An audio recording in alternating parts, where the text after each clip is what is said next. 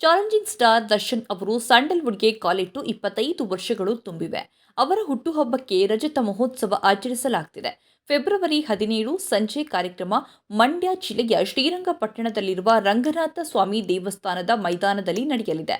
ದರ್ಶನ್ ಅವರನ್ನು ಅಭಿನಂದಿಸಲು fans ರೆಡಿಯಾಗ್ತಿದ್ದಾರೆ. Box office ಸುಲ್ತಾನ, challenging star ಸೇರಿ ಹಲವು ಬಿರುದುಗಳು ಅವರ ಮುಡಿಯಲ್ಲಿದೆ. ಅವರು 25 ವರ್ಷಗಳಲ್ಲಿ ಅಪಾರ ಅಭಿಮಾನಿ ಬಳಗವನ್ನು ಸಂಪಾದಿಸಿದ್ದಾರೆ. ಫ್ಯಾನ್ಸ್ ಬೆಳ್ಳಿ ಪರ್ವ ಆಚರಣೆಗೆ ಮುಂದಾಗಿದ್ದಾರೆ. 1997ರಲ್ಲಿ ಮಹಾಭಾರತ ಚಿತ್ರದಲ್ಲಿ ದರ್ಶನ್ ನಟಿಸಿದ್ರು. 2000ನೇ ಇಸವಿನಲ್ಲಿ ನಟ ದರ್ಶನ್ ಅವರು ಅಂಬರೀಷ್ ಅಭಿನಯದ ದೇವರ ಮಗ ಸಿನಿಮಾದಲ್ಲಿ ನಟಿಸಿದ್ರು. ನಂತರ ತಮಿಳು ಸಿನಿಮಾ ವಲ್ಲರಸು ಚಿತ್ರದಲ್ಲಿ ಅವರು ನಟಿಸಿದ್ರು. ಕೆಲವು ಸಿನಿಮಾಗಳಲ್ಲಿ ನಟಿಸಿ ಪ್ರೇಕ್ಷಕರ ಗಮನ ಸೆಳೆದ್ರು.